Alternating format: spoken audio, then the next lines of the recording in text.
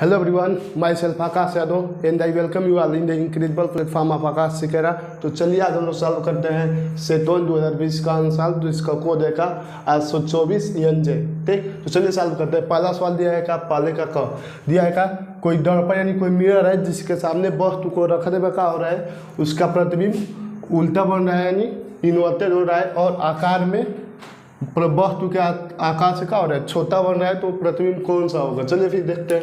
पहला दिया उत्तल, तो उत्तल दर्पण में बस दो ही केस होता था। कौन सा केस, एक वस्तु कहाँ पर रखा जाता था, जब वस्तु अनंत पे हो, तो जब वस्तु अनंत पे रखा जाता है तो प्रतिबिंब कहाँ बनता है, आभास। प्रतिबिंब बनता है फोकस पे, कैसा, आभासी और सीधा। उत्तल दर्पण क्या करता है, हमेशा आभासी प्रतिबिंब बनाता है और सीधा प्रतिबिंब बनाता है और वस्तु से छोटा प्रतिबिंब बनाता है, तो ये तो होगा नहीं। दूसरा अवतल दर्पण, अवतल दर्पण में जब वस्तु कहाँ पर रखा जाए, जब पहले अनंत पर रखते हैं, तो जब वस्तु अनंत पर रखते हैं तो प्रतिबिंब कहाँ बनता है, फोकस पे बनता है। कैसा बनता है, वास्तविक बनता है। वास्तविक बनेगा तो उल्टा बनेगा, उल्टा बनेगा तो वही ऑप्शन है, तो प्रतिबिंब से छोटा भी बनता है, तो ऑप्शन नंबर दूसरा सही हो जाएगा। ठीक है। समतल दर्पण हमेशा आवर्धन जिसका +1 होता है और जो प्रतिबिंब की लंबाई होती है और वस्तु की लंबाई का हमेशा बराबर बनाता है, तो ऑप्शन नंबर कौन हो जाएगा, दूसरा सही हो जाएगा।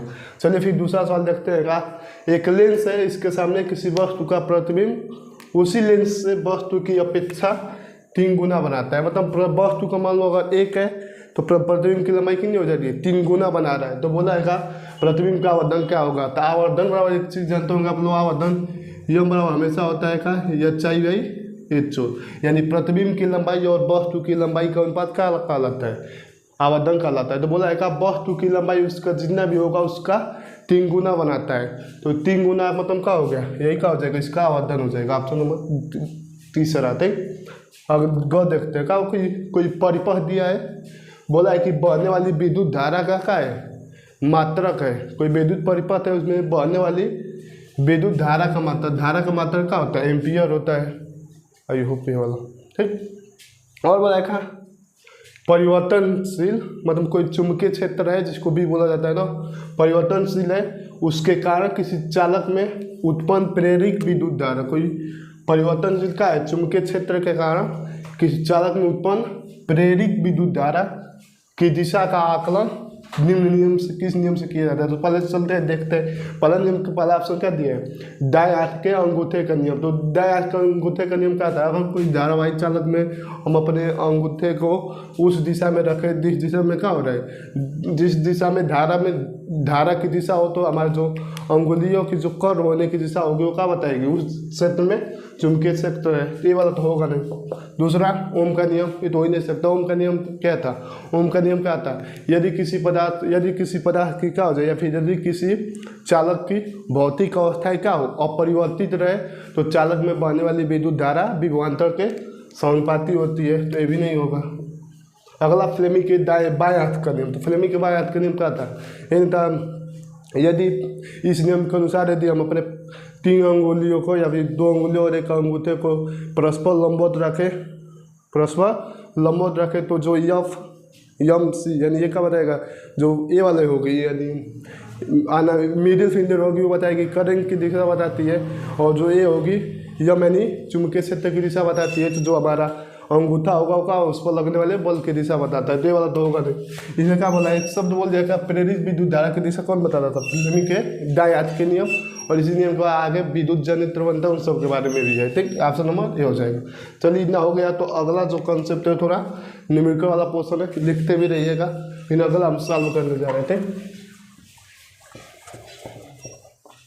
अगला सवाल देखिए कर दिया, पोस्ट कर लो। हेलो चलिए फिर सॉल्व करते हैं। अगला का ख सॉल्व करते हैं। दूसरा का ख कर दिया जी। कोई बोला है का एक पारदर्शी का है, कांच है, कांच से बने कोई घनाकार गुत्तका दिया है जिसका प्रत्येक भुजा का है 4 सेंटीमीटर। कोई एक पारदर्शी कांच है, ठीक, कोई एक पारदर्शी कांच है, बोला है कि इसके तली पर स्थित एक काले बिंदु की, एक तली पर क्या है स्थित है, कोई काले बिंदु की आभासी गहराई बताना है, जबकि इसका कांच का अपादान कितना दिया है 1.6 दिया है। इसकी प्रत्येक भुजा 4 सेंटीमीटर और जो यन का मान दिया है कितना 1.6 दिया है। तो फिर हमें बताना है का आभासी गहराई बताना है। ठीक, जब हम जानते हैं क्या होता है यन बराबर या फिर मी बराबर क्या होता है जी, रियल डेप्थ अपान एपरेंट डेप्थ, इसी को बोलते हैं क्या, वास्तविक गहराई अपान आभासी गहराई। अब निकालना क्या है, अपरेंट डेप्थ निकालना है, तो यहाँ से अपरेंट डेप्थ थोड़ा क्या हो सकता है, रियल डेप्थ कितना है 4 सेंटीमीटर, इसका लंबाई दिया था ना 4, इसका भाग देना कितना 1.6 यानी 1.6, इसको करेंगे तो 0 हो जाएगा, 40/16 यानी 8 × 40, 8 × 16 भाग देंगे तो अपरेंट डेप्थ कितना हो जाएगा 2.5 सेंटीमीटर, यानी आभासी गहराई कितना हो जाएगा 2.5 सेंटीमीटर। फिर चलिए अगला देखते हैं का, एक सवाल अगला दिया का, एक दूसरे का था, ठीक है, योग हो गया होगा। फिर इसका अगला वाला सवाल करते हो गया हो तो लिख भी लीजिए, फिर अगला हम सॉल्व कर देखते हैं, हो गया। चलिए फिर अगला देखते हैं। अगला बोला है का, अगला सवाल बोला है कि एक उत्तल लेंस की फोकस दूरी दिया है कि ना 20 सेंटीमीटर, कोई उत्तल लेंस होगा, दिया क्या उत्तल लेंस की फोकस दूरी 20 सेंटीमीटर। एक बात है ना, उत्तल जब भी बोले वो लेंस हो या फिर, तो एक उत्तल लेंस की फोकस दूरी दिया था कि ना 20 सेंटीमीटर, यानी उत्तल लेंस की फोकस दूरी 20, यानी उत्तल लेंस की फोकस दूरी, यानी जब उत्तल जब भी शब्द है एक यहाँ पर एस स्टार लिख लीजिए, जब भी उत्तल लेंस है, क्या है उत्तल बस आ जाए, उत्तल जब भी शब्द आ जाए, जब भी उत्तल आ जाए या फिर अवतल आ जाए, उत्तल लेंस दिया हो या फिर दर्पण, इससे हमें नहीं लेना देना, क्या दिया हो बस उत्तल शब्द दे दिया हो तो इसका फोकस क्या होगा हमेशा प्लस होगा, ठीक, इसका फोकस फिर हमेशा माइनस होगा, अवतल बस शब्द दिया हो, ठीक, ये सब में क्या, और यू का मान हमेशा माइनस होता है, चाहे उत्तल दर्पण हो उत्तल लेंस हो, उससे कोई लेना देना नहीं, ठीक, इसको ऐसे लिखे। तो फिर जब कौन कितना दिया प्लस 20 सेंटीमीटर बोला है, फिर इसकी क्षमता की गणना कीजिए, यानी पी का मान आपको बताना है। तो हम लोग फार्मूला मालूम है, क्षमता बराबर पी बराबर क्या होता है, पी बराबर 1/f मीटर में, अगर यही जब सेंटीमीटर में दिया हो तो क्या करते हैं, पी बराबर क्या हो जाता है 100/f सेंटीमीटर में हो जाता है, देख। तो लेंस की क्षमता क्या होती है, इसको याद करना ना, कभी कभी पेपर में 1 नंबर दो नंबर के क्वेश्चन में बोल देता है लेंस की क्षमता से क्या अभिप्राय है, तो इसको कॉपी में नोट्स बनाते रहो। देखिए जो टॉपिक आ गया मान लो उसका लेंस ये बताइए, इसकी क्षमता बताइए, तो इसके बारे में जो हम डिफिनेशन बोल रहे हैं इसको कॉपी में लिख रहे हो वहाँ पर इसको भी लिखते रहिएगा, क्या पता पेपर में आ भी सकता है। तो क्या होता है बोला है लेंस की क्षमता, लेंस की क्षमता क्या होती है कि प्रकाश की किरणों को अभिसरण या अपसरण करने की प्रवृत्ति या करने की क्षमता क्या कहलाती है, लेंस की क्षमता कहलाती है, ठीक। इसको दिया है 100, इसका मान था यफ का मान कितना दिया है 20, भागने में कितना आएगा 5, पी बराबर +5, इसका मात्रा क्या होता है डी फॉर डायोप्टर, इसको याद रखिएगा। लेंस की क्षमता का मात्रा क्या होता है डायोप्टर होता है। आई होप इतना समझ में आया होगा। फिर इसको लिखिए, फिर हम अगली कॉन्सेप्ट या फिर अगला सवाल बताते हैं, फिर लिख लीजिए इसको। चलिए फिर सॉल्व करते हैं दूसरा खगोल। ये भी सवाल 2 नंबर में हमने कई बार पिछले वीडियो में हमने बताया था, जो पहला वाला सवाल आता है वो 1 नंबर का होगा, पहले में 4, दूसरे में 3 होगा, सब 2 नंबर का, तीसरे में 2 होगा, 4 नंबर का, जो 4 नंबर में एक ही होगा 7 नंबर का। चलिए सॉल्व करते हैं। सॉल्व करने के लिए जब भी पेपर में क्वेश्चन है, सॉल्व करने का तरीका देखिए कैसे सॉल्व करना है। देख यहाँ पर ऐसे लिखिएगा का सॉल्यूशन, एक और गिवन, सॉरी भी ना 4 तो गिरे, एक और गिवन, एक और ऐसे टू कैलकुलेट। दिया क्या एक परिपथ में किसी एक कोई विद्युत परिपथ होगा, किसी चालक में बहने वाले विद्युत धारा का मान दिया, यानी विद्युत धारा यानी आई का मान कितना दिया 10 एम्पियर दिया प्रति सेकेंड, यानी प्रति सेकेंड यानी 1 सेकेंड में, यानी टी बराबर कितना दिया है 1 सेकेंड में बहने वाले इलेक्ट्रॉनों की संख्या बताइए, यानी यह बताना है इलेक्ट्रॉन की संख्या बताइए। 1 इलेक्ट्रॉन पावेश है तो बताइए 1 इलेक्ट्रॉन पावेश कितना होता है भाई, इलेक्ट्रॉन पावेश कितना होता है 1.6 × 10⁻⁻19 कूलम। चलिए देख फार्मूला यूज देख लेते हैं, फार्मूला कौन सा यूज किया जाएगा। ऐसे एकदम सेम पेपर में लिखिएगा। कापी देखो पेपर में नंबर मिलता है किसका कैसे आप लिख रहे हो, कितना तरीका से आप लिख रहे हो, इस बात का नंबर मिलता है। ठीक, एग्जामिनर ये नहीं देखने आएगा कि आप लग रहे हीरो या फिर देख रहे हो हीरोइन, इस पर नंबर नहीं मिलता। आप कैसे लिख रहे हो, कैसे कॉपी को रिप्रेजेंट करते हो, इस हिसाब से नंबर मिलता है। चलिए फिर चालू करते हैं। क्यू बराबर एन ई बराबर आई टी, एक फार्मूला आपको पता होगा। ठीक, तो चलिए दिया है का यहाँ से लगा लेते हैं का एन ई बराबर आई टी। चलो सॉल्व कर लेंगे। एन का मान पूछ रहा था तो आई टी अपन ई, आई का मान 10 एम्पियर, समय का मान कितना दिया 1 सेकेंड। अब बढ़ने वाला इस ए का मान 1.6 इंटू 10 पे पावर माइनस 19 कूलाम। इसको ऊपर भेजो 10 अपन 1.6 इंटू 10 पे पावर 19 कूलाम, इतना हो गया। अब देखो क्या कर सकते हो, एक यहाँ से 1.6 है ना, तो एक यहाँ से 10 मोलों ऐसे करेंगे, एक 10 जीरो यहाँ पर बढ़ा सकते हैं, एक कितना हो जाएगा 100 हो जाएगा। ठीक, अब देखो 4 से 4 चौके 16, 4 दूना के 8 25, 4 25 भाग देंगे 6.25 इंटू 10 पे पावर 19। इलेक्ट्रॉनों की संख्या है तो इसका कोई मात्रक नहीं होगा, तो ये नंबर का हो जाएगा 6.25 इंटू 19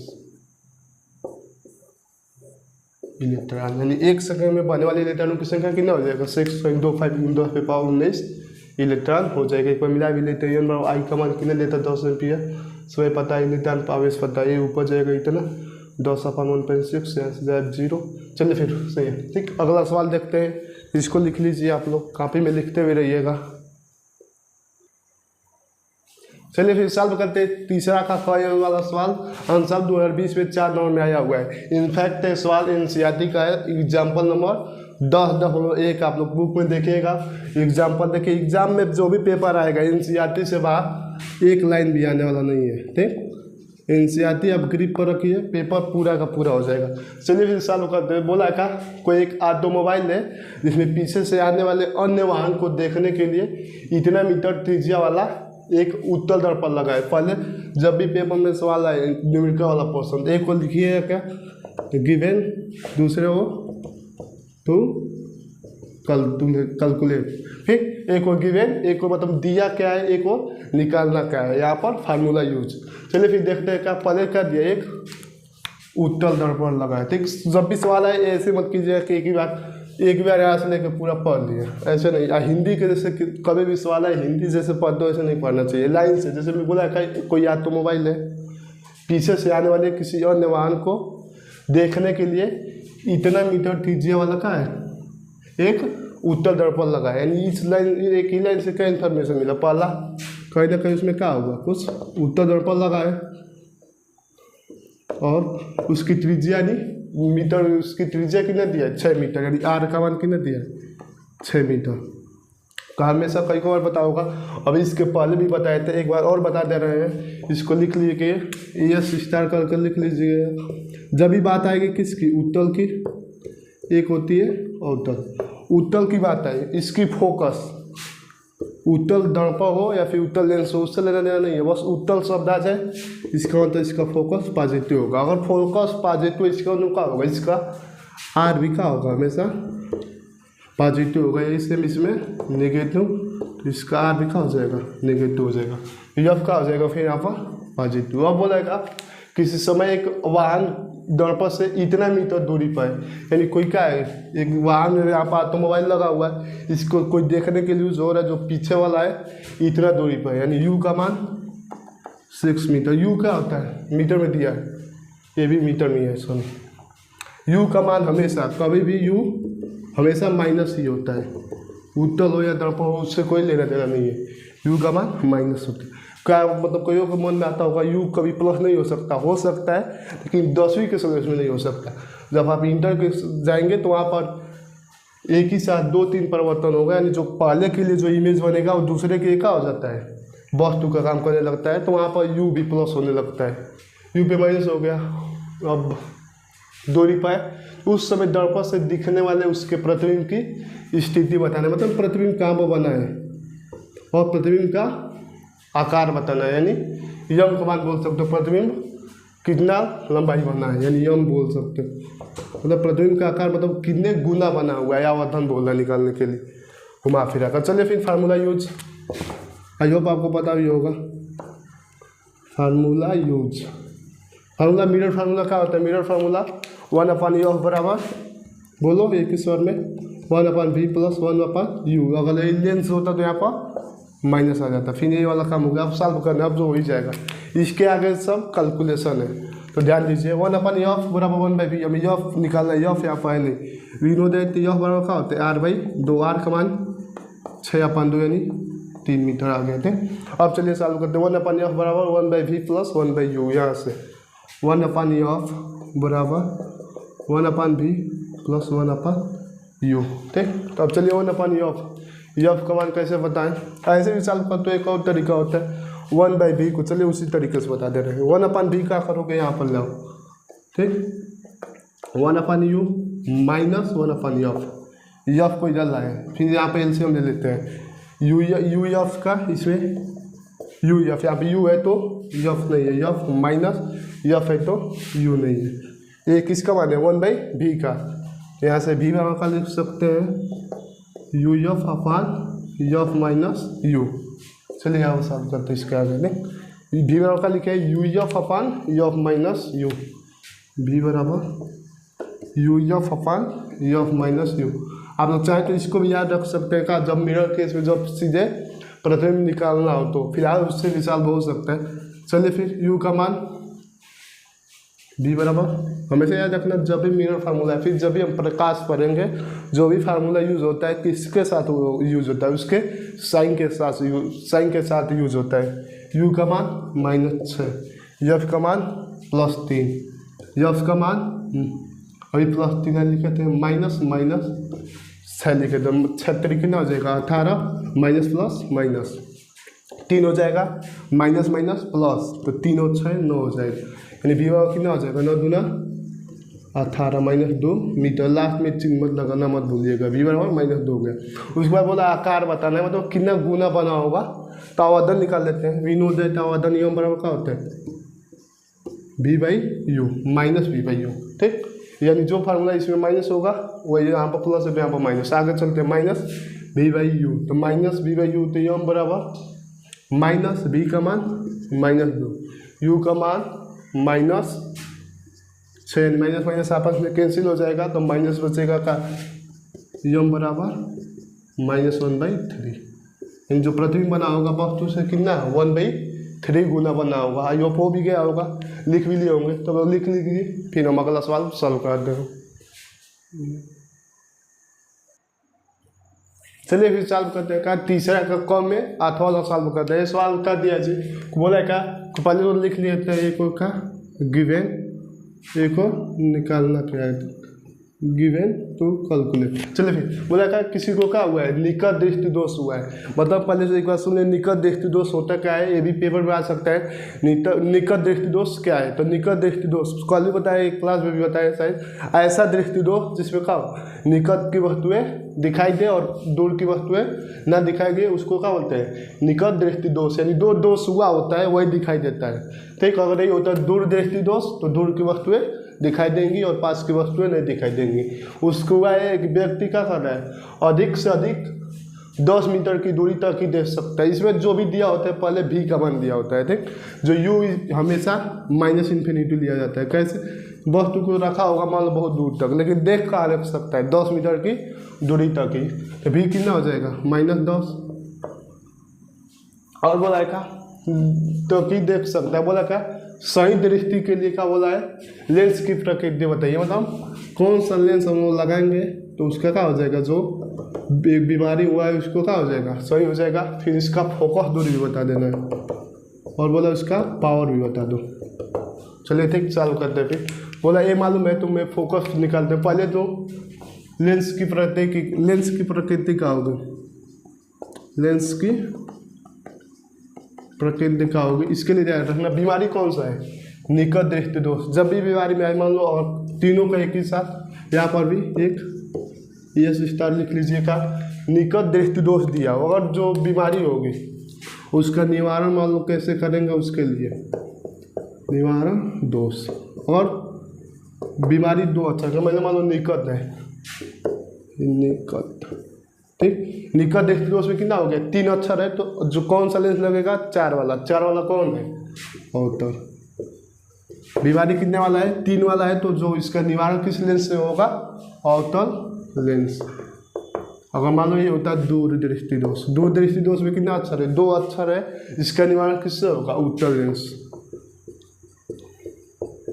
अब कोई बोलेगा जरा दृष्टि दोष, ये याद रखना है स्पेशल केस में, जो जरा दृष्टि दोष होता है उसका निवारण होता है किसके, द्विफोकसी लेंस। द्विफोकसी लेंस इसको पिछली क्लास में बताए थे, जिसमें क्या होता है, अवतल और उत्तल दोनों लेंस लगे होते हैं, उसको क्या बोलते हैं, द्विफोकसी लेंस बोलते हैं। उससे निवारण किसका होता है, जरा दृष्टि दोष का। इसके कापी में कहीं किनारे पर लिख लीजिएगा। चलिए फिर चालू करते हैं। प्रकृति का हो जाएगी भाई, निकट दृष्टि दोष है तो प्रकृति का हो जाएगी अवतल लेंस, ठीक। और चलिए फिर चालू करते हैं। अवतल लेंस के लिए फार्मूला का होता है, मान लो फार्मूला इसके लिए उसका हो जाएगा 1/f बराबर 1/b माइनस 1/u। 1/f यानी u का मान निकालना है, b का मान 1/-10 ये पता है, और माइनस 1/-इंफिनिटी। किसी भी संख्या से इंफिनिटी के भाग देने को क्या हो जाएगा, 0। इसका मान तो फिक्स 0 आ गया, तो 1/10 यानी 1/f का मान कितना है, -1/10। f का मान कितना हो जाएगा, -10। काल देख रहा है 10 सेंटीमीटर, मीटर में दिया है ना, हाँ तो मीटर में लिख लेंगे। यह बराबर कितना हो गया, -10 मीटर। वैसे भी अवतल जब भी आ जाए उसका फोकस क्या होता है, हमेशा माइनस ही आता है। ये भी हो गया। अब बोला पी का मान बताइए। पी यानी लेंस की क्षमता क्या होता है, लेंस की क्षमता क्या होता है, इसका फॉर्मूला क्या होता है, पी बराबर 1/f मीटर में। पहले लेंस की क्षमता मतलब कोई भी व्यक्ति को बीमारी हुआ होता है तो क्या होता है, लेंस जो पानता है उसकी एक क्षमता होती है। कहीं का बोलते हैं कितना है, प्लस में 1.5 है कि माइनस है, वो इसी के हिसाब से दिया जाता है, उसके फोकस दूरी के हिसाब से। जैसे मान लो बोल कभी कभी लेंस की क्षमता क्या होता है, तो लेंस की क्षमता क्या होता है, इसका मात्रा क्या होता है। तो लेंस की क्षमता प्रकाश की किरणों को अभिसरण यानी कन्वर्ज या फिर डाइवर्ज करने की क्षमता क्या कहलाता है, लेंस की क्षमता कहलाता है। पी बराबर 1/f मीटर में हो तो ये फार्मूला होता है, और यही एफ सेंटीमीटर में हो तो क्या हो जाता है, 100/f हो जाता है। जो पिछले मतलब चाहे दूसरा का ख वाला जो क्वेश्चन था उसमें सॉल्व किए थे उस पर। चलिए फिर पी बराबर 1/f का मान कितना दिया है, -10। तो सॉल्व करने के बाद माइनस यानी माइनस भाग देंगे कितना हो जाएगा, -0.1 डायोप्टर। अब भाग देने इतना तो आता होगा, 10 से 1 में भाग देंगे। अब जिसको नहीं आता होगा ऐसे कर लेना, फिर यहाँ पर 0 बढ़ाओगे तो 10 बढ़ाओगे, फिर 10 से कलम 10, ठीक। ये हो गया, यो पिन्ना हो गया, इसको लिख लो। फिर हम अगला सवाल लिखते हैं फिर। चलिए फिर सॉल्व करते हैं का तीसरा का ख। इस सवाल में क्या दिया है देखा जाए तो तीसरा क में बोला कोई एक विद्युत उपकरण होगा, नहीं कोई भी हो सकता है उपकरण हो, जिस पर लिखा क्या है 2.3 किलोवाट वो इतना वोल्ट पर दिया का है। एक को लिखते रहिए, गिवेन टू कैलकुलेट। दिया का इतना किलोवाट लिखा है, पी का मान कितना दिया है 2.3 किलोवाट, वह 230 वोल्ट, बी बराबर 230 वोल्ट। फिर बोला इससे पूरी क्षमता से कार्य करने के लिए इससे कितनी विद्युत धारा का प्रवाह होगा, यानी आई का मान, इसका विद्युत धारा क्या होगा। फिर बोला इसके प्रतिरोध भी बताइए, प्रतिरोध यानी आर। प्रतिरोध क्या होता है, कभी भी विद्युत धारा के मान में क्या करे, जो रुकावट पैदा करे उसको क्या बोलते हैं, प्रतिरोध बोलते हैं। जैसे बल्ब बोल सकते हो, पंखा हो गया, जो भी चीज़ें जो विद्युत धारा के प्रवाह को क्या करे, रुकावट दे, उसको क्या बोलते हैं, प्रतिरोध। और बोला कि इससे 10 घंटा यानी समय दिया है कितना, 10 घंटा तक कार्य करने के लिए छोड़ दिया जाए तो इसमें कितने किलोवाट घंटा में क्या होगी, विद्युत ऊर्जा व्यय होगी। विद्युत ऊर्जा ई बोल सकते हो या फिर एच बोल सकते हो, जो भी बोल सकते हो, ठीक। ये व्यय होगी, ये 3 चीज़ें निकालना है। चलिए फिर सॉल्व करते हैं। सॉल्यूशन में पहले क्या बोला है का, इसका आई का मान बताइए। पी का भी मान पता है, भी का भी मान पता है, तो आई का मान बताना है। चलिए फिर निकाल सकते हैं का, हमें पता है पी बराबर क्या होता है, भी आई होता है, ठीक। पी बराबर भी आई से निकाल सकते हैं पी की आई का मान। चलिए फिर पी का मान पता है, आई का मान निकालना है ना। पी का मान कितना दिया है 2.3, बी का मान 230। तो इसको क्या करेंगे 10 मूलों के बाद इसको गायब करेंगे तो नीचे का आ जाएगा। इसके बाद एक अंक है तो एक अंक पर 0, इसको क्या लिख सकते हैं 23/23 इंटू 100 लिख सकते हैं। इसको इससे गायब कर देंगे, जो 100 मतलब इतना तो ऊपर जाके कितना हो जाएगा 10 में -2, यानी आई बराबर कितना आ गया 10 में -2 एम्पियर। आई का मान आ गया। अब बोला है का, अब आर का मान बोला है, आर का मान बताइए। तो भी बराबर क्या होता है, वी नो दैट भी बराबर आई आर। हम का भी बराबर भी स्क्वायर वाई आर से निकाल सको, या फिर चलो यहाँ पर लिखते हैं भी बराबर क्या होता है आई आर, आर निकालना है। आर बराबर बी अपन आई, बी का मान कितना दिया है 230 अपन आई का मान 10 पे -2, 10 पे -2 ऊपर जाएगा तो कितना आ जाएगा आर बराबर 230 इंटू बोला 100 हो जाएगा, नहीं इतना हो जाएगा, इतना ओम आर का मान हो गया। ठीक, अब अगला भी हो गया, आर हो गया। बोला इससे कार्य किया जाए तो कितना एनर्जी यानी ऊर्जा लगेगा। ई बराबर निकालना है। ई बराबर क्या होता है भाई, ई बराबर पी बराबर क्या होता है W/T। W को कार्य को एनर्जी बोल सकते हैं, दोनों एक दूसरे का फॉर्म होता है। तो पी बराबर यहाँ से ई बराबर क्या लिख सकते हैं PT लिख सकते हैं। पी का मान 2.3, 10 घंटा तक क्या बोला 10 घंटे तक कार्य करने दिया जाए तो 2.3 हो गया एनर्जी। बोला किस में निकालने के लिए किलोवाट और घंटा में, तो किसी को किसी में भी बदलेंगे नहीं, तो उसी को सॉल्व कर दिए हैं। तो बोल सकते हो का 2.3।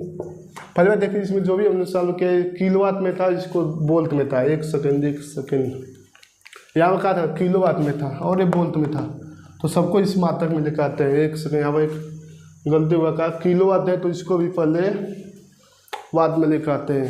एक सेकेंड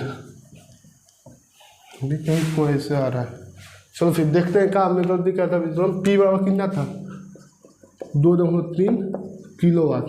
तो किलोवाट को वाट में बदलने के लिए जैसे में बोल दिया जाए कि किलोमीटर को मीटर में बदलना है। 1 किलोमीटर में कितना मीटर 1000 होता है, वैसे इतना किलोमीटर किलोवाट में कितना वाट हो जाएगा। तो 2.3 इंटू 10⁻³ वाट, ये वाला वर्क करेंगे यानी 10 आएगा, यानी 23 इंटू 10⁻² यानी 2300 वाट हो गया। पी का मान इतना मान चला है और बी का मान भी हमें पता है। अब आई का मान निकालते हैं। आई बराबर क्या हो जाएगा, पी बराबर क्या होता है बी आई।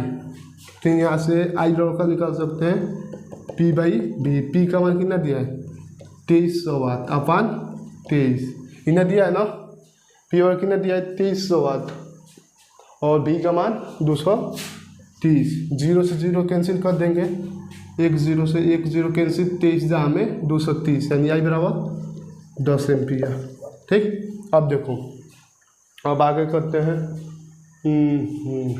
तो यहाँ पर आर का मान बोला है। भी बराबर क्या होता है आई आर। बी बराबर वी आई का फॉर्मूला सही तो है ना, अयो पहुँच सही है। चलो बी बराबर क्या होता है आई आर। बी बराबर आई आर, आई बराबर का देखो आई का मान सॉरी आर का मान बोला निकालने के लिए, यानी बी बाई आई। बी का मान 230, आई का मान 10, 1 0 से 1 0 खत्म, यानी आर बराबर 2300। ठीक, अब बोला है ई बराबर यानी एनर्जी बोला है, जो कार्य होता है पी बराबर क्या होता है W/T होता है। हम जानते हैं पी बराबर क्या होता है W/T, यानी कार्य करने की क्षमता को क्या बोलते हैं, कार्य करने में जितना 1 सेकंड में जो कार्य होता है इसी को क्या बोलते हैं क्षमता बोलते हैं। पी बराबर W/T हो गया। तो यहाँ से जो W होता है वही एनर्जी होता है। कार्य और ऊर्जा एक दूसरे का होते हैं फॉर्म होते हैं। ई बराबर क्या बोल सकते हो PT। पी का मान बोला है, इसको निकालना है किसमें किलोवाट और घंटा में निकालना है। किलोवाट में कितना दिया था 2.3 और 10 घंटा दिया था ना। हाँ, तो इसको सॉल्व करने के तो कितना आ जाएगा ई बराबर 23, 2.3 को इसमें 23 kWh किलोवाट और घंटा। आई होप इतना समझ में आया होगा। तब तक इसको बढ़िया से लिखिए और रिवाइज करते रहिए। फिर हम क्या करते हैं अगला देखते हैं फिर।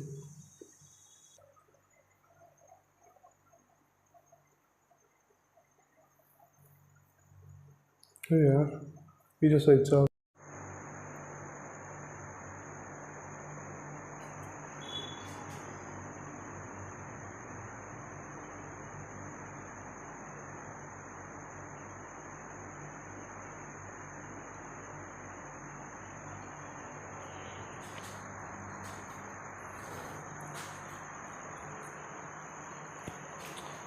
हेलो फिर सॉल्व कर देखा तीसरा का ख वाला सवाल कर दिया जी।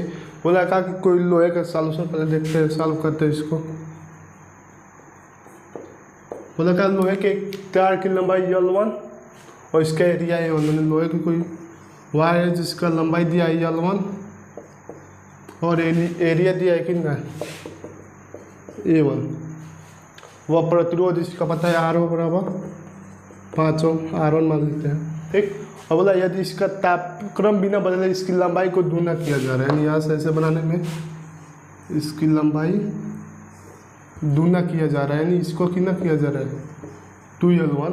तो और इसके आयतन में भी कोई परिवर्तन ना है, तो मान लो लंबाई दूना किया है तो इसको बोल देते हैं A2 लेस, हम बोल देते हैं देख। और इसका आयतन में भी कोई परिवर्तन ना है तो नए प्रतिरोध बोल देते हैं R2 का होगा, नया वाला प्रतिरोध बताइए। इन सब चीज़ों में देना जब भी स्ट्रेचिंग वाला सवाल है या फिर कंप्रेसिंग वाला सवाल है तो इस समय क्या होता है मटेरियल सेम रहेगा और जो है इसका आयतन का होता है वो नहीं बदलता है, देख। और वैसे भी लिख भी दिया है उसके आयतन में कोई परिवर्तन ना है। तो किसी भी चीज़ का आयतन के बारे में एक बात याद रखना, आयतन क्या होता है, मान लो जो किसी भी चीज़ का आयतन होता है उसके आधार का एरिया, ठीक, जो इसका आधार होगा इसका एरिया और उसकी लंबाई। जैसे में बेलन का आयतन क्या होता है आधार का क्षेत्रफल यानी πr² इंटू उसकी लंबाई h। तो ऐसे इसको निकालना चाहेंगे, पहले A2 का मान निकालना चाहिए तो निकाल सकते हैं।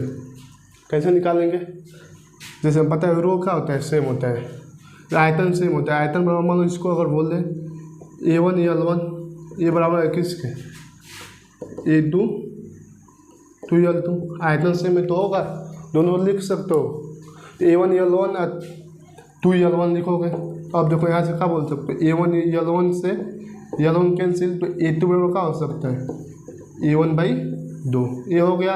यहाँ से R बराबर क्या बोल सकते हो रो L/A, रो तो रहता है सेम, यल का मान यहाँ पर कितना दिया है L1 एरिया A1 R का मान 5, रो L1/A1 ये हो गया का इसका पहला समीकरण बन गया। यहाँ से क्या लिख सकते हो R2 बराबर क्या बोल सकते हो रो L/A होता है तो रो L2 मतलब जो नया वाला बना है क्या बना है 2L1 अपन एरिया क्या बना है A1 बोलते हो, यहाँ पे एरिया क्या है A2 है और A2 का मान कितना दिया है A1/2 और तो ये का ऊपर जाएगा तो R2 का बोलोगे रो यहाँ पर सेम है 2 ऊपर A ऊपर यानी 4 हो गया L1/A1।